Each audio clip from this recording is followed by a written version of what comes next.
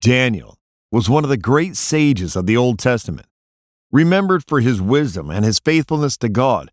Forced to leave his homeland, Daniel prospered as an advisor to kings of both the Babylonian and Persian empires. But he was also a man of unique spiritual insight. He interpreted dreams and visions and had several of his own. This video will explain 7 of the visions described in the book of Daniel. Daniel was a Jew of a prominent family who lived during the 6th century before Christ. As a young man, he was carried off to Babylon after the fall of the kingdom of Judah, around 587 BC. Out of the thousands of Jews that the Babylonians expelled from the Promised Land, Daniel was one of a handful that the Babylonians singled out for his attractive features and intelligence. There was a good chance he was made a eunuch.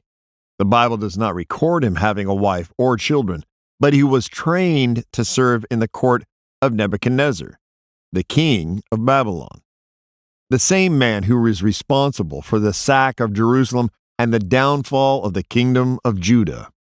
Daniel held no grudges against the Babylonians. He was acutely aware of the immortality of the kings of the people of Judah, but he and his 3 closest companions were determined to follow the Jewish law. In particular, they refused to eat the meat that Nebuchadnezzar provided for them. It was not prepared in accordance with Jewish law and had very likely been offered to idols. Left with a vegetarian diet, Daniel and his friends actually grew healthier. At the end of 3 years of training, Daniel and his friends entered the service of King Nebuchadnezzar. It wasn't long before Daniel distinguished himself. He started with a troubling dream that Nebuchadnezzar had one night. Nebuchadnezzar had a strong interest in the occult, so he summoned his astrologers and magicians and asked them to interpret his dream. But the king apparently wanted to put his soothsayers to the ultimate test, so he refused to describe his dream, and he threatened to put them all to death if they failed. Out of all of Nebuchadnezzar's wise men, only one was up to the challenge: Daniel, whom the Babylonians renamed Belteshazzar. After a night of prayer, Daniel had the same vision. It was a statue of a man made of different materials: a head of gold, a chest and arms of silver, and its abdomen and thighs were made of bronze. Below the knees, its legs were made of iron, except for its feet, which were a mixture of iron and clay.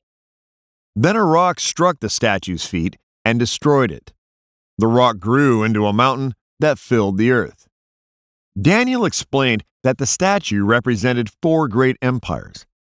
Nebuchadnezzar and his Babylonians were the head of gold. After the Babylonians will come 3 other kingdoms, with the last, made of iron, being the strongest. The last empire will eventually be divided, some parts strong, others weak. Then God will destroy all the kingdoms and create a new one that will last forever. The silver is generally understood to represent the Persians. The bronze stands for the Greek Empire and the Hellenic kingdoms, and the iron is Rome, the strongest, but in many ways the least elevated of the 4. The feat of iron and clay is open to interpretation, but most likely this symbolizes the many kingdoms, some strong and enduring, others weak and brittle, that emerged after Rome fell. The stone and the mountain are widely interpreted to represent Christ and the church, or the kingdom of God, which ultimately will bring down all human kingdoms and powers. In one sense, this was a very flattering image for Nebuchadnezzar.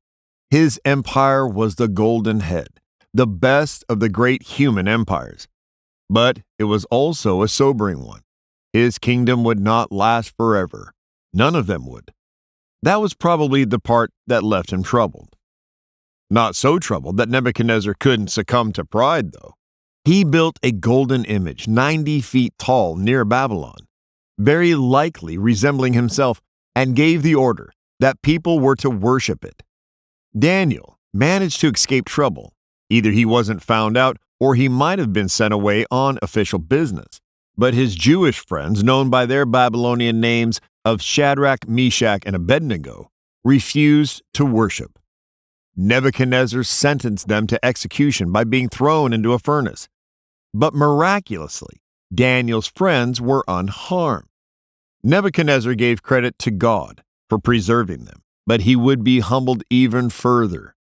He got a warning in the form of another dream. This time, the king saw a magnificent tree that provided food and shelter for all sorts of animals. But then a messenger arrived, calling for the tree to be cut down and all the branches stripped, leaving the trunk and roots in place.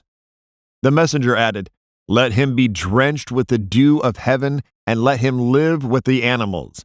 Let him be given the mind of an animal until 7 times passes by for him."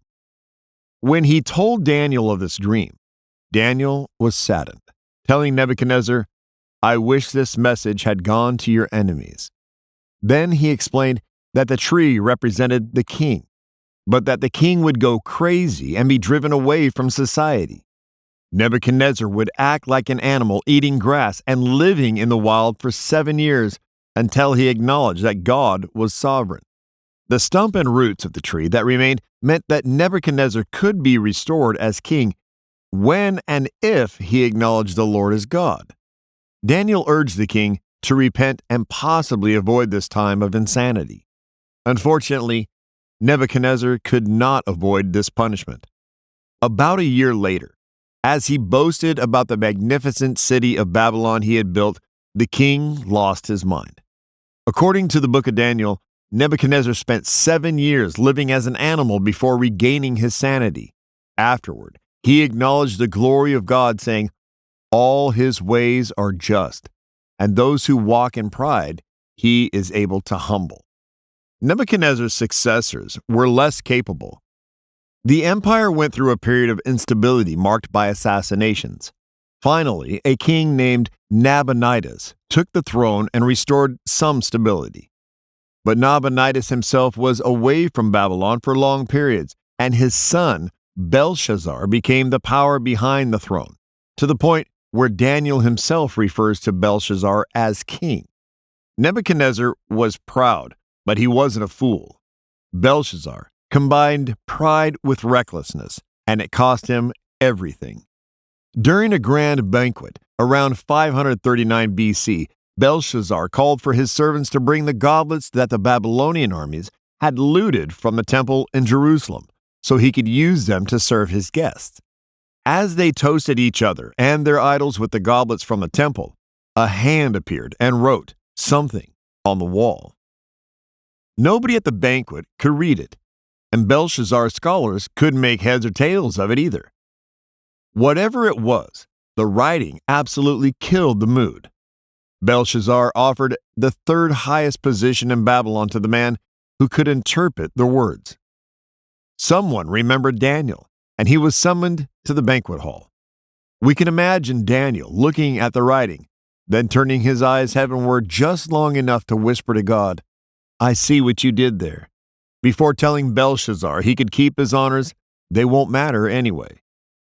The whole thing was a pun with 2 possible readings. The first was a mina, a shekel and a half, a reference to ancient Middle Eastern coinage, but the reading that Daniel settled on was mene teke parsin, which means numbered, weighed, divided. Daniel went on to explain that the days of Belshazzar's reign had been counted out and were at an end. Belshazzar had been weighed in the balance and found wanting, about as cold and put down as has ever been delivered to a king. And finally, the kingdom was divided and would soon be taken over by the Medes and Persians. The forces of Darius the Mede arrived that same night. Belshazzar was slain, and Darius soon became king. In fact, that underscores Belshazzar's folly in hosting a banquet when it turned out that Persians were only a few hours of marching away from his capital. The new political order posed no problems for Daniel, at least not at first. Darius was ready to make him his second in command, but this aroused jealousy, and Daniel's rivals decided to use Daniel's religion against him. They connived to have Daniel thrown into a den of lions for refusing to worship the king.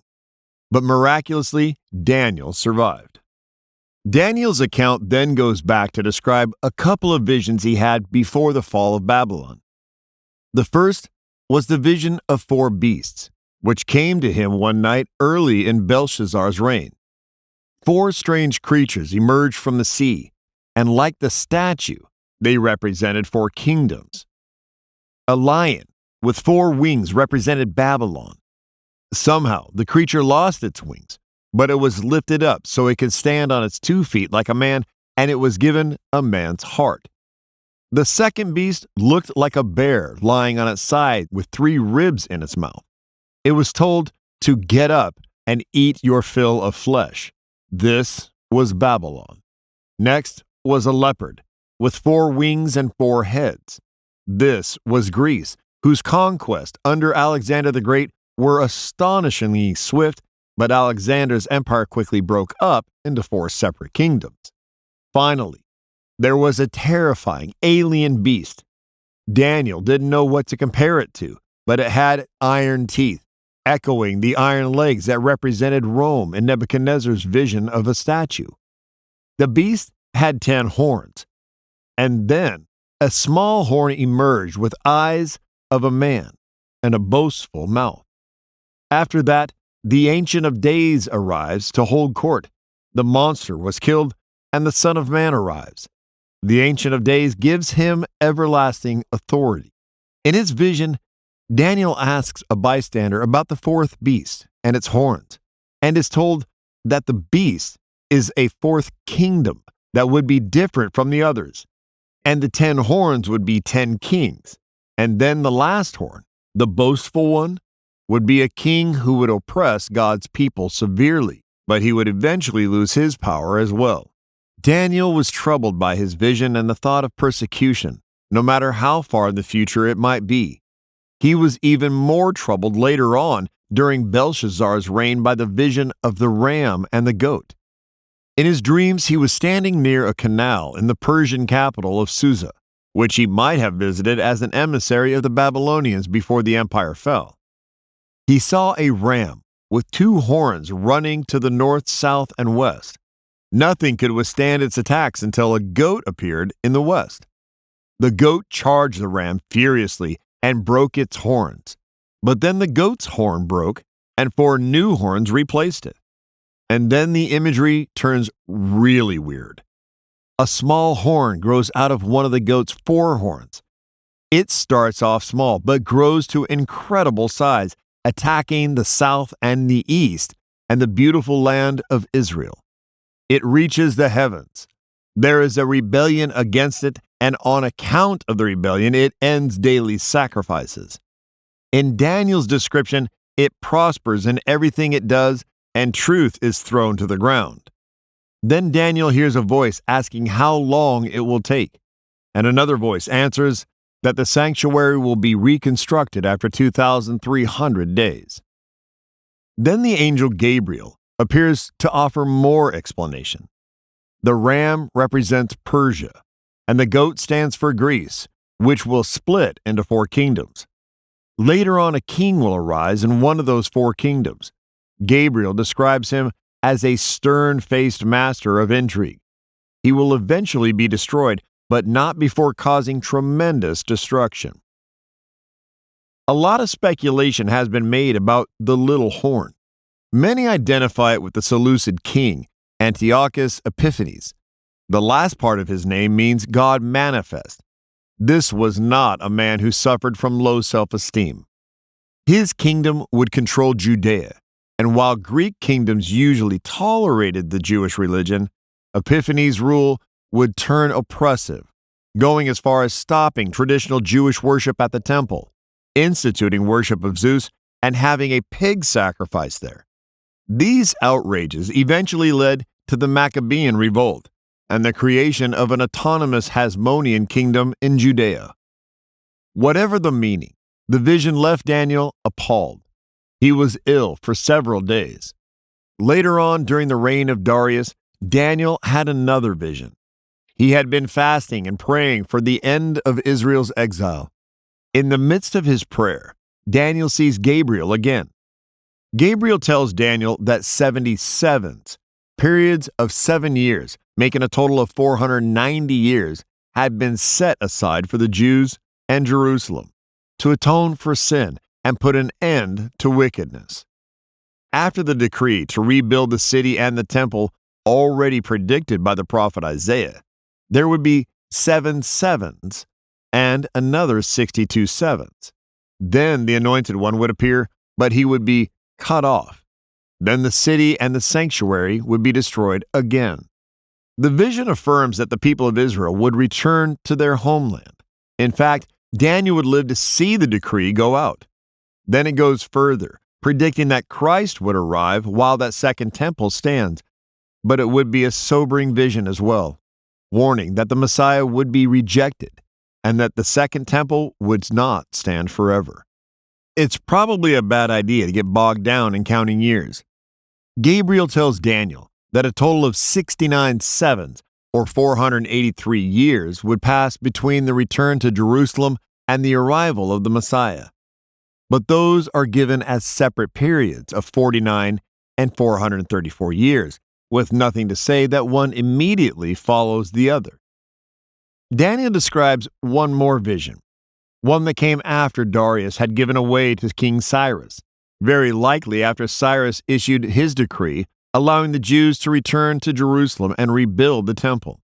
Daniel would have been old now, at least in his 70s, maybe his 80s. Back in Babylon now, he was in the midst of a 3-week fast with no meat or wine.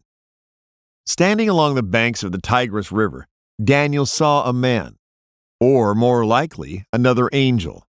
His companions were terrified and ran off without even seeing him, but Daniel stayed, his strength momentarily drained from him.